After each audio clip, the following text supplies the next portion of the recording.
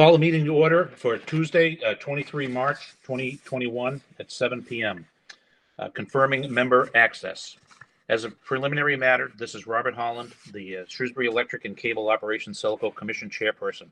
Please permit me to confirm that all members and persons anticipated on the agenda are present and can hear me. Members, when I call your name, please respond in the affirmative. Tony Trippi. Yes. Kelly Marshall will not be in attendance. Maria Lemieux. Here. And Mike Ruffolo. Here. Okay. Staff, when I call your name, please respond in the affirmative. Christopher Roy, SELCO General Manager. Here. I think I see Tracy Schultz, our HR Coordinator. Nothing heard. Kathy Reba, Administrative Assistant. Here. Joelle Malabar, Manager, Cable Operations.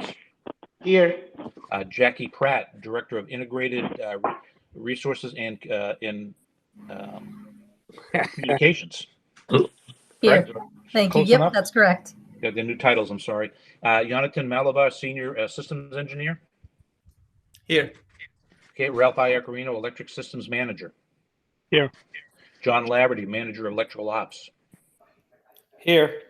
And Patrick Collins, Integrated Resources Analyst. Here. Okay, is there anybody that I did not call that is also in attendance? Okay, I'll move on. Introduction to remote meeting. Good evening. This open meeting of the SELCO Commission is being conducted remotely, consistent with Governor Baker's executive order of March 12th, 2020, due to the current state of emergency in the Commonwealth due to the outbreak of COVID-19 virus. This order allows public bodies to meet entirely remotely so long as reasonable public access is afforded so that the public can follow along with the deliberations of the meeting. For this meeting, the SELCO Commission is convened by Google Meet and is posted on the town's website, identifying how the public may join. Please be sure to press *6 to mute your device. The meeting will not feature public comment tonight. And finally, each vote taken in this meeting will be conducted by roll call vote. And finally, before I forget, I'd also like to thank Mark Serra and the SMC staff for filming follow-on broadcast of the proceedings. With that, with a new shortened procedure, we'll go directly into our agenda for tonight. And the first item on the agenda is to review and consider approval of the warrant and bill schedules. Do I have a motion to accept the warrants and bills as presented? And also that I would sign for all of us based on the COVID protocol. So move. Okay, Tony, so moved. Do I have a second? Second. Okay, second. Okay, and with that, we'll do a roll call vote. Tony Trippi? Yes. Maria Lemieux? Yes. Mike Ruffolo? Yes. Okay, and Bob Holland, yes. Okay, with that, we'll move to the next item on the agenda. Do I have a motion to accept the meeting minutes of February 22, 2021? I move that we accept the meetings. Okay. Do I have a second? Second. Okay, so thank you, Marie. In a roll call vote for the acceptance of the minutes, Tony Trippi. Yes. Maria Lemieux. Yes. Mike Ruffolo. Yes, I think I have a comment. I think it says Monday, March 23rd. It says that Tuesday, March 23rd. Okay, we will take that into consideration, and Tony will sign it as corrected, and Kathy will make sure we get that updated. And I concur as well. Okay, moving on to the next item of the agenda is review monthly financial statements. Excuse me. Chris, I'll turn that over to you, and you can pass it to whomever you need to. Sure. I think the baton's stuck in my hand at this moment, so we'll go through a couple of highlights here. We'll start with, I guess on my top of my screen here is cable, so we could start with cable. So one of the things I just wanted to point out, dovetailing with the format from last month, we added that in this packet as a cover sheet. It's unchanged, so if you noticed, it's the same. That was intentional. I figured I would take a quick opportunity to briefly mention our progress with the recruitment for the finance position that's open. What day is today? Tuesday. So we finished the round. I believe we finished the round 2 interviews today. So we'll have a huddle later, probably perhaps tomorrow, the next day, and have something to report out on next meeting. So in the meantime, again, I can't give enough kudos to our current accounting team that's been able to keep us moving forward and make some of these small adjustments in anticipation for a new perspective on board at some point in the near future. So with that in mind, one of my thoughts to start on that track of incorporating the feedback from last meeting, realizing this is that quarterly meeting, we didn't have the ability to incorporate the monthly comparisons like we talked about at the last meeting for this particular presentation, but at least we have the information that is normally presented in the past. So I at least wanted to provide that for folks to take a look at and have an opportunity to ask questions. And we provided that income and expense statement as a cover sheet. And the idea, hopefully, is to keep that updated as we move forward. So in here, again, I was on the cable side. Just wanted to point out everything, for the most part, I'd have to say qualifies as status quo and as expected. One of the things that I was looking at the most here is the last page with our cash positions. Our cash flows, match as expected. We for the unaudited financials here, as you notice, we kept the pension and OPEB the same as prior year, so those remain unchanged. And then on the cash side, I just wanted to highlight a couple of components here. On the cable statement, we have a depreciation fund, operating cash, and bond fund. So we do have those funds that we're leveraging for the fiber project. Again, just as a refresher, that one has been projected as a $30 million project. So while that number does look like we have a healthy reserve there, much of that is already anticipated to be going to that fiber project. So we're in a good position to see that through, as well as weather any potential unexpected supply shortages that could come with procuring those types of materials during the pandemic new normal as everything is remote, and the push for fiber has increased, magnitudes more than anyone had forecasted. So we have that there. And then the other component, and I'll tie this in with the electric side, as we establish, the different elements of the team through these recruitments. The idea is to also start to incorporate some metrics and KPIs for these reserve levels. So right now we have, bond is separate, but operating cash and depreciation funds, like the electric side, which we can flip to in a second. The idea is to start to develop the KPIs that we want to keep in mind as we manage our reserve funds in each of these cash items. So, yeah. That was probably the most abbreviated version I could put forth, and I'm happy to field any questions on the cable before switching over to electric. Okay, Maria, I imagine you have a few questions. So I do have a few questions. Thank you, Bob.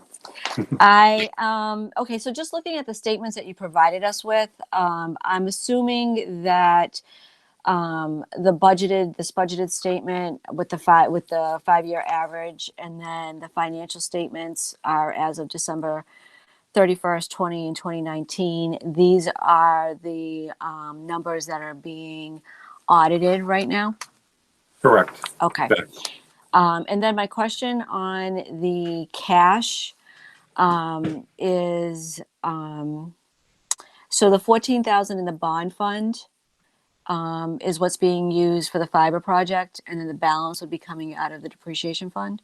Exactly. Correct. Okay. All right. Thank you.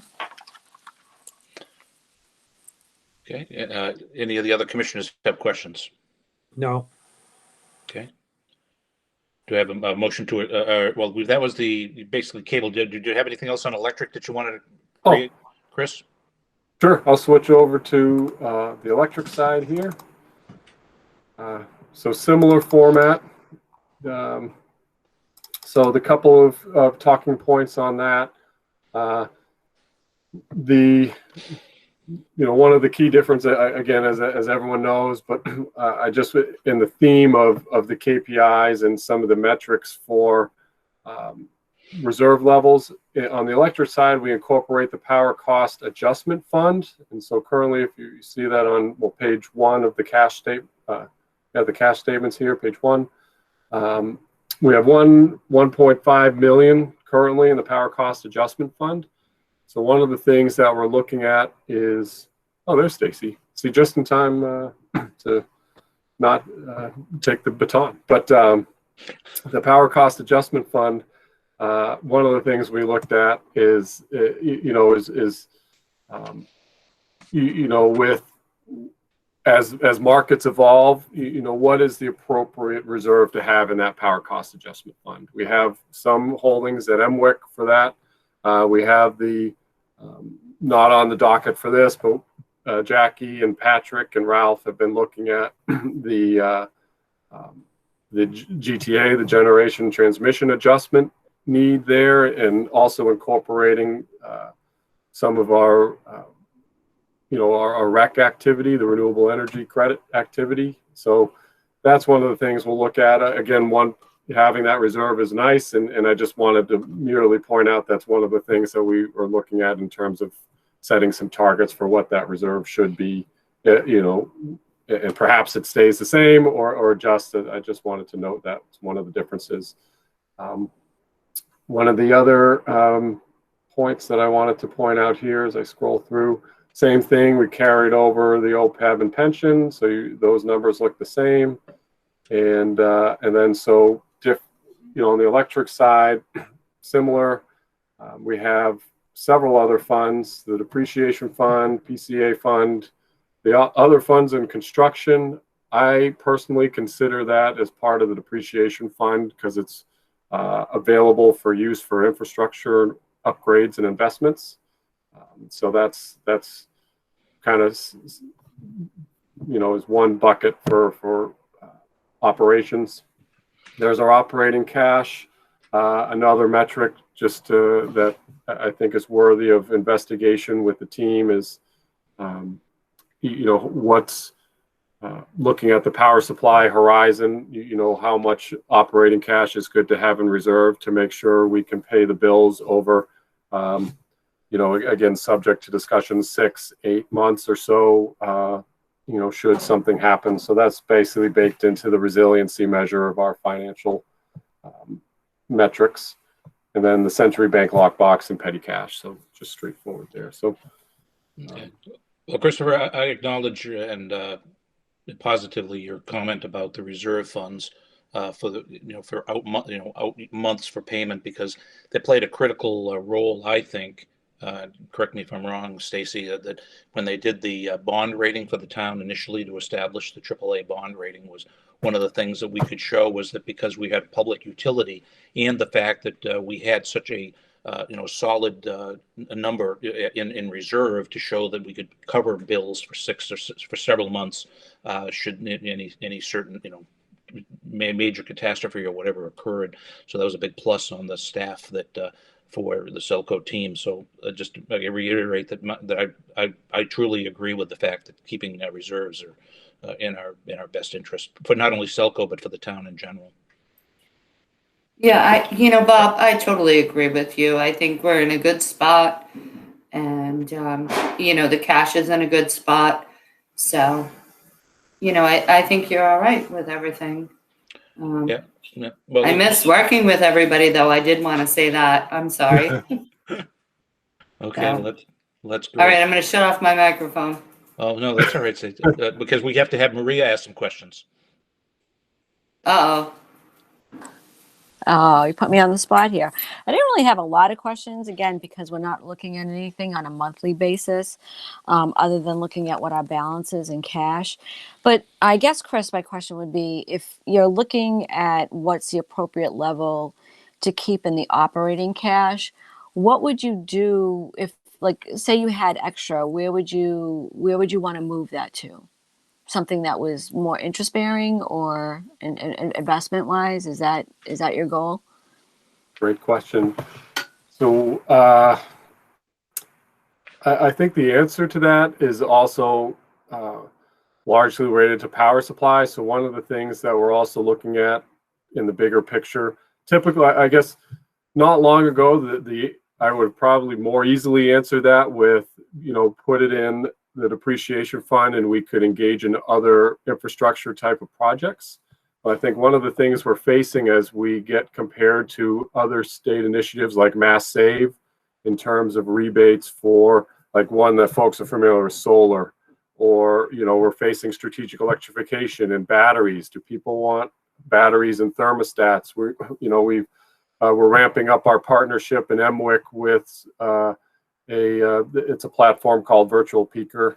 I haven't presented too much on that yet, but those types of measures do require some mechanisms for additional funding to incentivize folks to engage in the behaviors that we're finding advantageous to the overall mission, being lower in cost with off-peak measures, but also making sure we're meeting the other initiatives we have, such as emissions reductions, and again, just the overall theme of strategic electrification being a win-win for SELCO, keeping it local. That way we're not sending, we're keeping energy use in town. So all those measures, I think, freeing up some of those additional resources for future opportunities on the energy front are probably more likely what the answer would be moving forward. Okay, thank you. Okay, I don't have any further questions, Bob. I said I don't have any further questions, Bob. Thank you, Maria. Mike, do you have any questions? Tony? No, I don't, but I like the idea that you're staying very flexible with that money, and if it helps rates anyway, that's good. A long time ago, we put money aside when deregulation started. I mean, I don't know how many years ago that was, but we didn't know what was going to happen, and it worked out well, but we had some money put aside, and now we've been using it in different ways, and that's good. That's good. Mike? No, I'm no comments. Thank you. Okay, do we have a motion to accept the electric and cable financial statements as presented? Right. Okay, Tony, do you have a second? Second. From Michael, okay.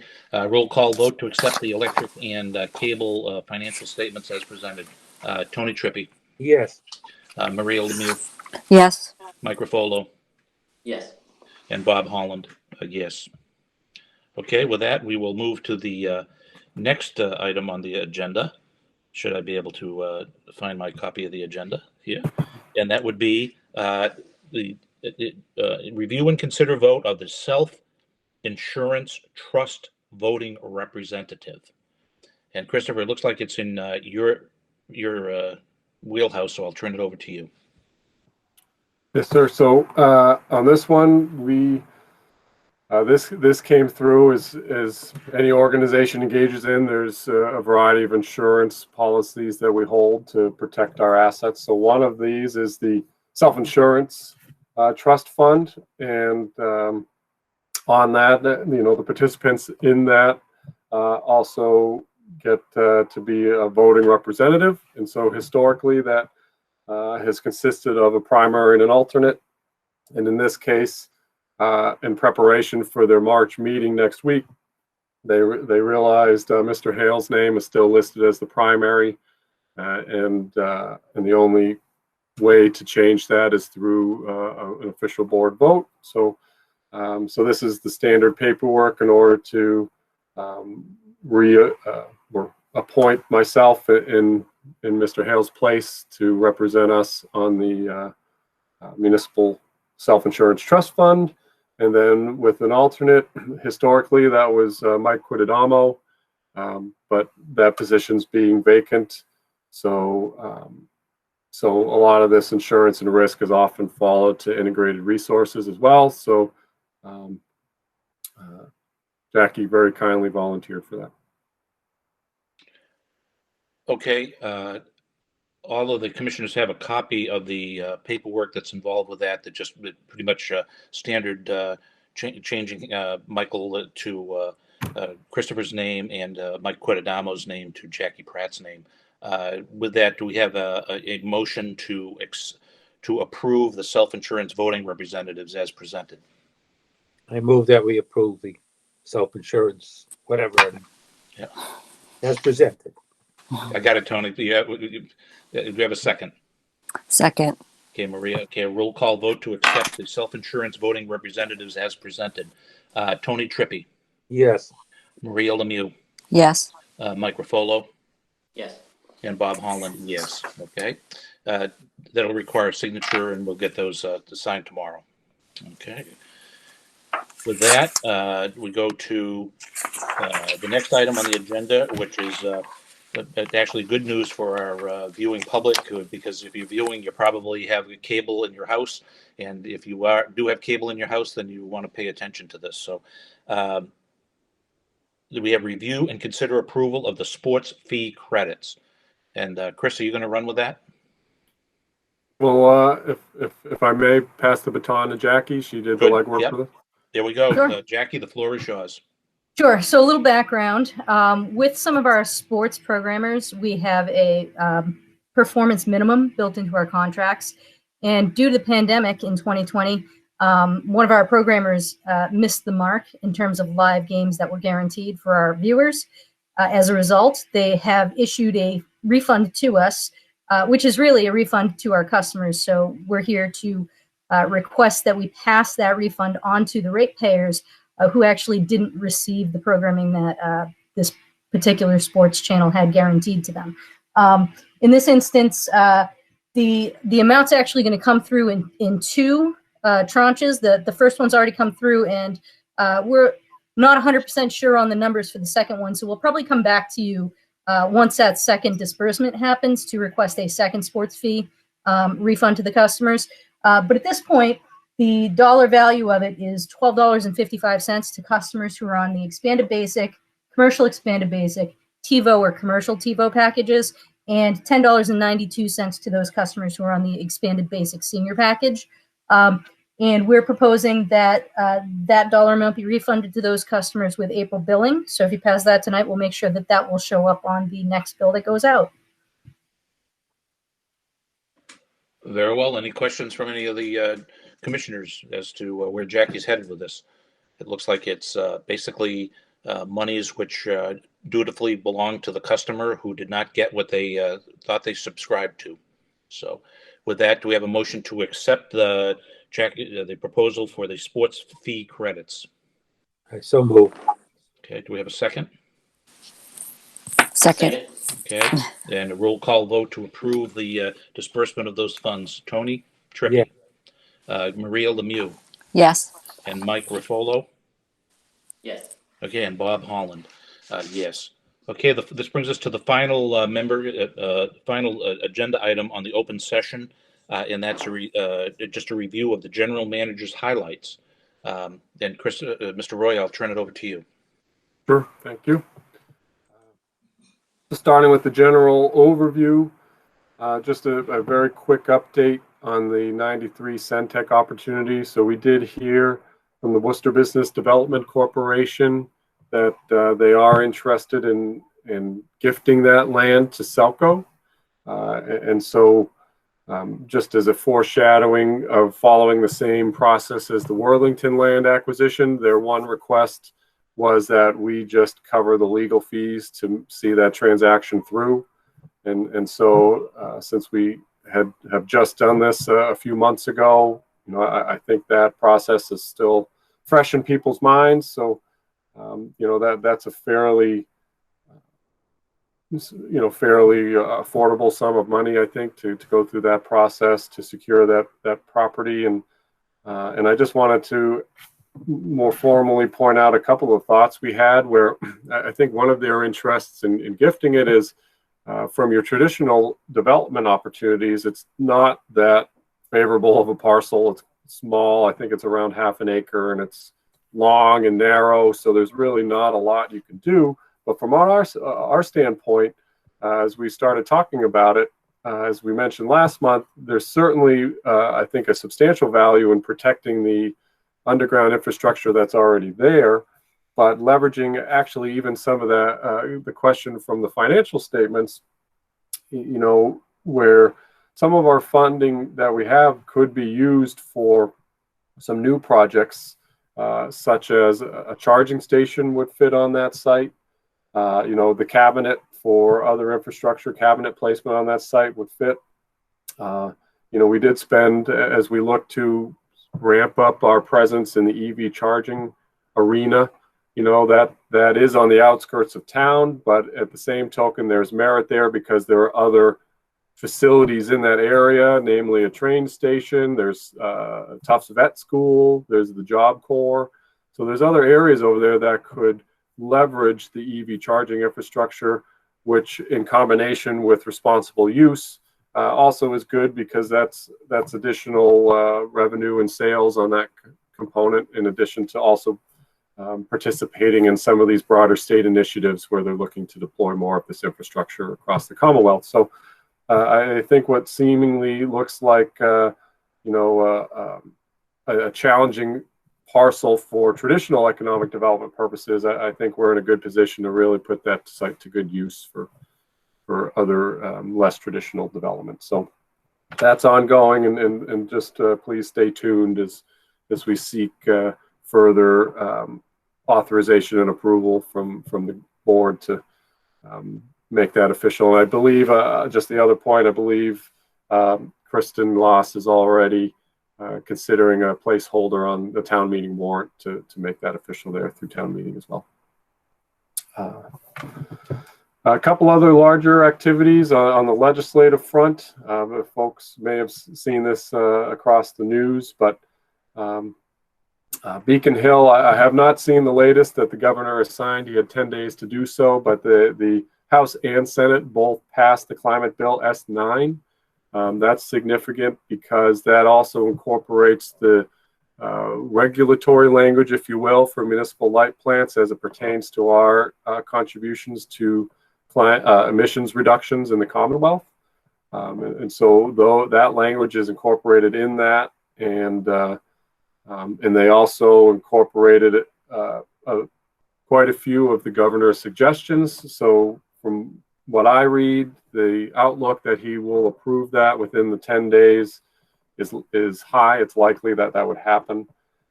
But as it most directly pertains to us, that starts to establish a formalized set of regulatory standards that we'd have to follow that otherwise don't exist as we're talking today.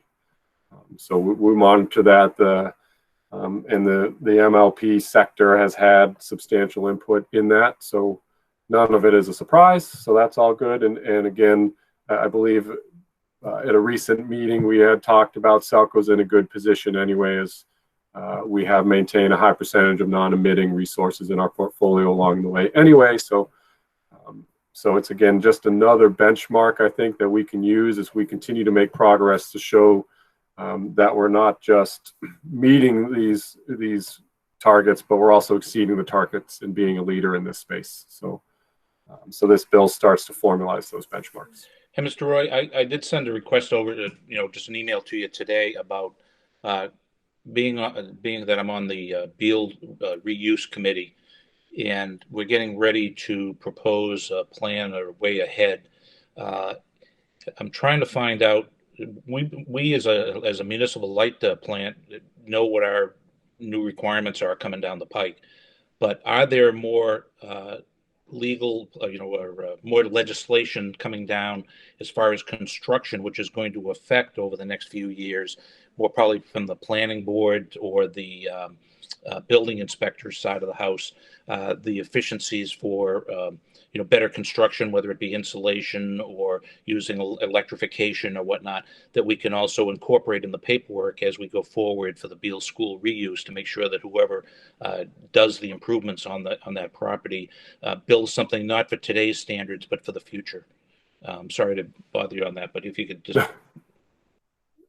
Sure, I can speak to that a little bit. So that what I wanted to pull from some of the reports on that is the specifics. I think that was some of the disagreements too strong, some of the differing viewpoints on the bill language between the governor in the House and Senate was along the lines of building code updates in zoning type of matters where, you know, the language currently in the bill might be more aggressive than perhaps the state thinks could be economically digestible, I guess, by the general population. So I haven't seen anything to say that it's you know, way out of whack, I guess, for lack of a better term, but it all, so it looks favorable, and I do think so far the indications show it would pass, but pulling the language from that about what the building code adjustments might be, as well as dates of implementation when they'd have to be effective, I can't cite off the top of my head, but that's in there, and we could incorporate that in short order for the meeting. Well, I thank you for what you got. It mostly is as we go towards the Board of Selectmen to turn over the property. We just want to make sure that whomever is awarded that understands that there's bills to be paid in the future here for in future development, that it's not going to be a status quo, just come in and build some commercial, some residential structure that you've always built, that we're going to be demanding that we're building towards that 2050 goal. Okay, I'm sorry to take so much of your time. I'll let you get back to your own report. Thank you. Sure.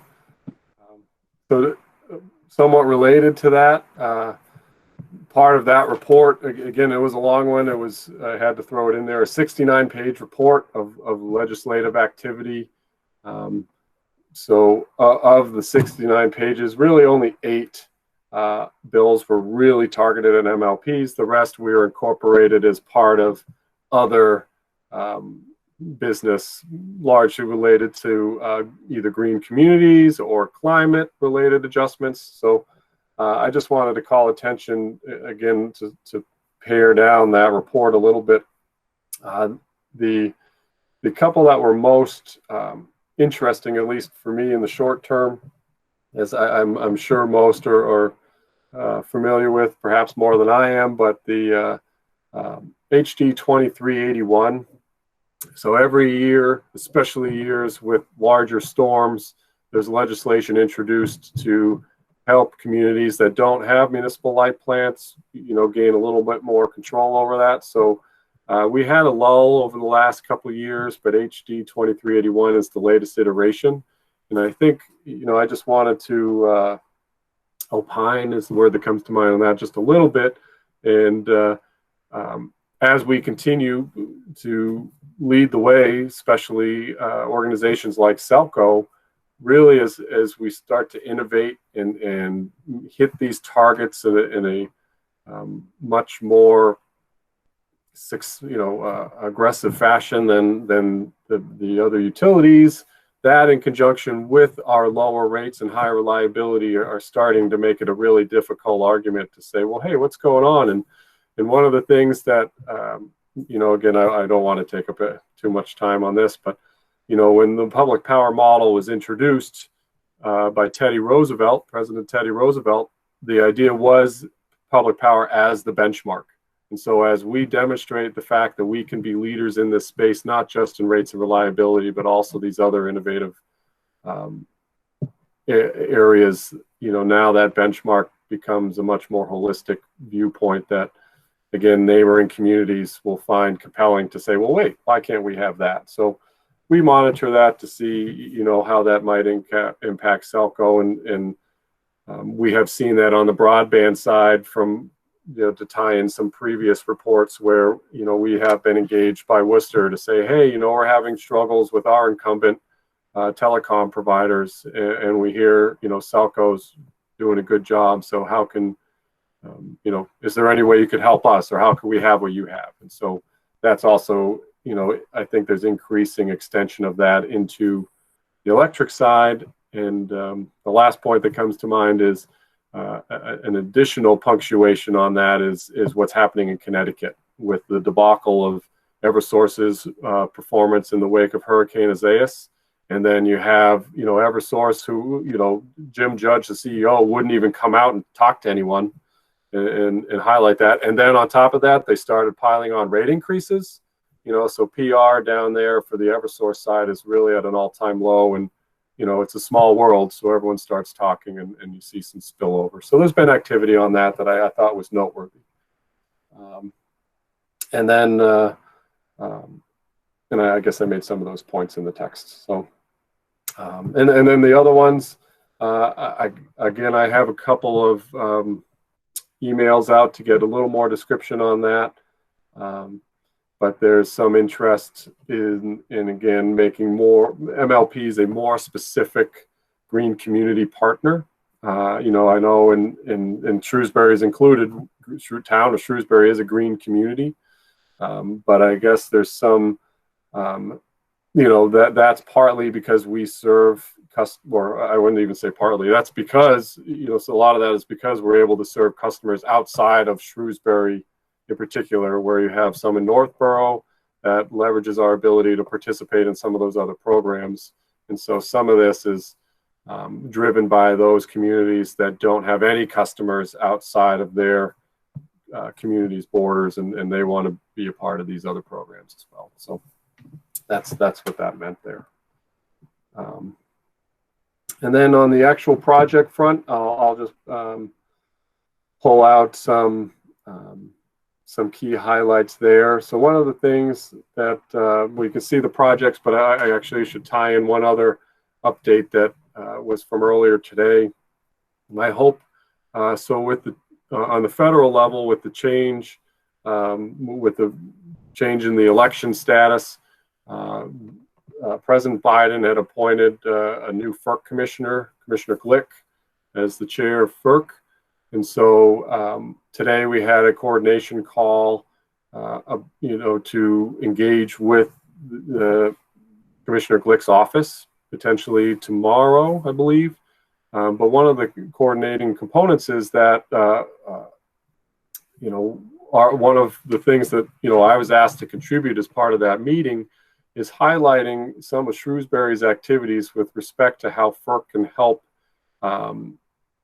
better position our transmission assets to support the state's larger objectives.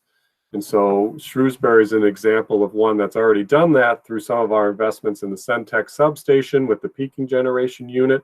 And so as we start to tie together these significant projects, such as the offshore wind project that makes the news quite often, and we push towards more renewable energy that's intermittent, you know, solar being the epitome of that, where everyone knows it doesn't produce at night. You know, it's becoming more and more pronounced that we need a solution to what to do when those resources aren't contributing to our grid. And so with the peaking generation, one of the things I've tried to use as an analogy is, you know, many of us have a backup generator in the garage. So we know, you know, we have something available if the grid goes down, and we can be self-sufficient for, you know, on a temporary basis. And so in this particular case, you know, we're looking to try and drive the markets to incentivize resources that allow us to incorporate more renewables, which incorporates more intermittency, but then that drives a need that we have to, you know, factor in, which is what do we do and what contingencies do we have when those resources aren't producing, which are less predictable, say, than, you know, a hydro plant, or even, you know, I'll say it even like a gas plant that has a known fuel source. And so this is just part of that evolution of the grid. And I think I wanted to mention that because SELCO has shown, you know, we're out in front of that by having some peaking units that are good currently, you know, for the capacity cost reductions, but also it's in a roundabout way, it's helping incorporate more renewables into the grid. So I wanted to add that in. So that's, I'll consider that part of the engineering and operations component of this report. And then just shifting to the broadband side and the fiber side, you know, there's been a number of activities that have gone on, and the folks and the team's doing a great job there. One thing that I wanted to point out is, you know, as expected with the winter, our schedule is probably I'd say maybe a month behind the published schedule, and that's largely due to frozen ducks. And I believe we did talk about this a little bit at the last meeting, so I didn't want to, repeat myself too much. And so, but despite that weather factor, the crews have been doing a really good job in keeping pace.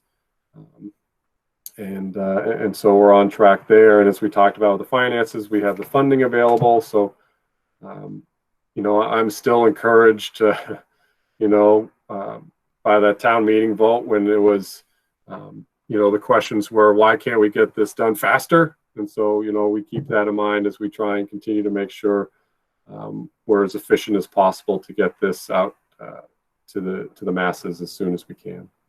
Christopher, is there any more feedback on our long lead items that we were looking at? We knew fiber was kind of the controlling, the actual cable itself, fiber. Any news on that front? Are we able to get all the parts we need when we need them? I believe, and I'll ask Joel to quality control me here, we issued the POs for that, and I don't believe I've seen anything to indicate that would be delayed past the anticipated delivery date, which I believe was May. So if Joel has any information to the contrary, I would certainly welcome his injection of knowledge. But you are correct. So everything's on track as far as I've seen for May delivery, and no further delays that I'm aware of. Let's see, the couple other things just related to other items that have been newsworthy. The utility shutoff moratorium has been extended through July. And so, we're in a position where, I don't think it's going to be terribly detrimental to the SELCO financial position to comply with that. As maybe I should mention it out loud. I mean, with the moratoriums being issued by the DPU, that is mandatory for investor-owned utilities, but voluntary for the municipal utilities. And so, in large part, obviously, we try and comply because, generally speaking, there's good reason for those type of regulatory announcements from the DPU. In this particular case, this is putting it to the test for a lot of other utilities that have significant arrears and financial implications for folks that have not been paying their bills. But I think we're fortunate to be in a position where we can comply with that without introducing any type of, negative press, if you will, that would say, hey, the IOUs have to do it and we didn't comply. And so, holding out through July, and it may be extended again. I'm not sure, but at this point, again, another testament to our position that we can comply with that, and we won't really be too strongly impacted.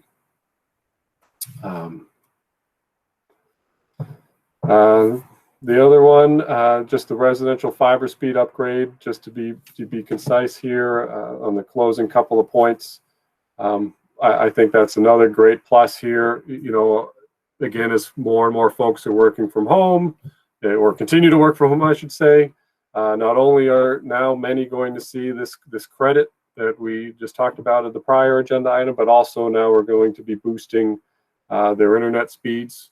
And so I think that's really a great way to continue to establish ourselves as a superior service. And so that just details the specs based on what subscription level you have. And the last thing, I couldn't recall if this made it to last month, so I just added it in for another update on this. But we did sign a purchase order for managed services provider on the IT side. As is widely known, we provide IT support not just to SELCO, but also to the town.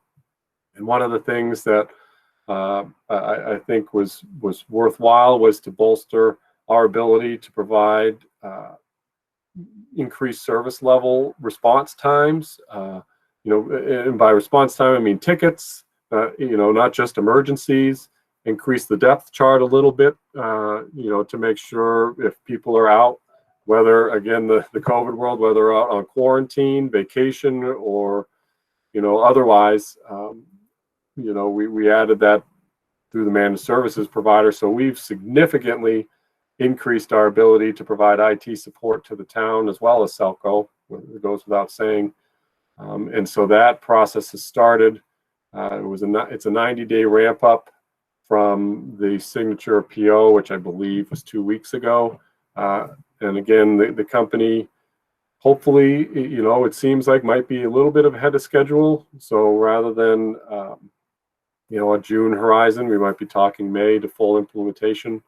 So, if you hear things about, contacting a new way to contact a help desk and get a ticket initiated, that's going to be the driving force. The other component I wanted to mention too is that's also this mechanism to really make official our 24/7 support. So if police and fire have a dispatch issue in the middle of the night, they can put urgent in the help desk ticket, and again, by contract, there'll be a service level response time to initiate the remedy to whatever that issue is in the ticket. So there's a number of other items that are incorporated in that, but those I think were the biggest talking points. Can I just for clarity, Chris, I just want to make sure we're using the word help desk, that when you're talking about this, it's for internal IT support for SELCO and town employees, not SELCO help desk customer facing. Just for clarity. Sorry. Thank you. That's also an old habit. IT has always been help desk in my brain, so I got to reconfigure that. But yes, thank you. And then we incorporate. Commissioners have any questions at all on the general manager's highlights, including the data that he provided at the end on HT, and digital subscribers and whatnot? Michael, I know you're usually concerned about overall numbers on that. Is there anything you wanted to talk about? I'm all set, thank you. Okay. Tony, any questions? No, I'm all set. It's good. Thank you. Okay, Maria? No questions. Thank you. Okay. The only thing that a couple of things. One, maybe Jackie can help share the warmth. We talked about electrical, and potential shutoffs and all this other stuff. But over the winter, we provided some relief out of pocket through donations and whatnot. Is there any update on share the warmth? Did we use all the available funds to help people, Jackie? Sure. So you guys probably remember that I came to you folks, I think it was in December, expressing concern because our donation receipts were very low compared to previous years. Thankfully, the Shrewsbury people turned out in full force, and we actually collected a totally decent amount, even a little bit ahead of what we've seen in some previous years. However, we've run into a little bit of a snafu. I guess probably due to the pandemic and the availability of the social service agencies to actually get out there and help people in a face-to-face manner. The number of applicants that we've received for Share the Warmth is noticeably lower. And it seems like the number that we're seeing that's lower than the others is through the senior center. That could be somewhat due to a turnover in personnel there. Outreach coordinator, I believe, had retired in the last year, and they have a new staff member who's doing that work. But also with the senior center being closed to the public for such a significant portion of the year, those contacts that are made to really help people who normally have applied have sort of fallen by the wayside. So at this point, we have distributed Share the Warmth funding, and it went out on bills. I think they applied it around March 15th. I'll have some numbers for you for the April report, actually, to give you some stats on that. But in the meantime, the commission had pledged $10,000 to help with that. And in light of the extended moratorium and the situation that we're seeing with the number of folks being down, applying for support here, we're concerned that there's a significant number of people who could qualify and should qualify and could really use the assistance. So we've held back that $10,000. Chris and I were talking about it last week. We don't have a firm plan in place, but we definitely are going to be putting something together to make sure that we're getting that assistance to the people who need it most. And we're not leaving people high and dry as we do approach that July end of the moratorium. And some folks haven't paid an electric bill since March of last year, February of last year. Some not even since the normal moratorium went into effect back in November of 2019. So there are some extraordinarily high bills out there. And it's not for lack of interest in paying. I think there are some people that are truly hurting out there. So we're going to try to find the best and most effective way to apply that funding to the folks who need it most. So to answer your question, Bob, yes, we applied to the warrant. I'll get you some more details, but I think there's more to this story to come as we sort of work through it.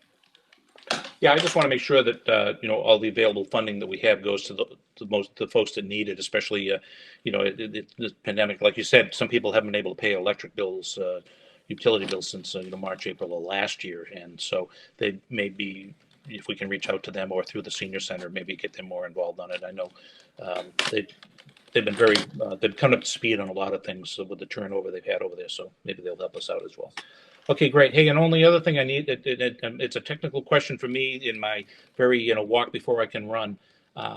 I know one of the things that I see the most on social media is people complaining about our speeds on cable, and that we come to find out that it ends up being their internal router that they have that cannot handle the speeds that we're actually providing. My question is there a quantum leap that's also going to occur when we actually light off the fiber to their house? Do they need to handle 1 gig? Are they going to need new routers? So I just ask our technical gurus if that's going to be something that folks are going to have to help out on or be aware of. Joel, you want to field that one? Well, he must have knew it was coming because he jumped off. Yeah. Okay. I can kind of answer that if you want. Okay. Short answer. The short answer is yes, Bob. I mean, so a lot of folks who have older routers, the choke point in the home isn't the service that we're delivering to their modem today, and it won't be the service that we're delivering to the ONT when we go to all fiber. It's going to be what they're taking out of that modem and broadcasting over their Wi-Fi device. We do have an enhanced Wi-Fi product that we provide to customers for a monthly fee, and those devices are totally up to speed and are able to pass through the full quality of the product they're purchasing from it. For those customers who prefer to own their own routers, there's certainly many available on the market today that can meet the needs of customers either on the old legacy cable modem packages or when we move to fiber. And the help desk has that information. We do have some information on our Town ISP site, which I'm sure we'll be updating as we start to roll fiber out in a more consistent way. But that is absolutely a challenge that we face. Just that education to a lot of people, Wi-Fi just means the internet, and they don't differentiate between the service that we're bringing to the home and the devices that they own that's actually making it wireless for them. We have a lot of those conversations. You've seen it yourself over social media, and I think we've been consistent enough in our responses to it that we've actually seen some residents start to pick up that mantra and answer the questions of their fellow SELCO customers to let them know, check your router. It's probably your device. Maybe you need a new one. Thank you, Jackie, is this an opportunity for a PSA? So we did talk about it, Maria, a little bit on one of our Lights Cable Action shows, and I think we're probably due for another episode of that phenomenal. Oh, what? It's only been a couple of years. so maybe that's not a bad thing. We have nothing to talk about.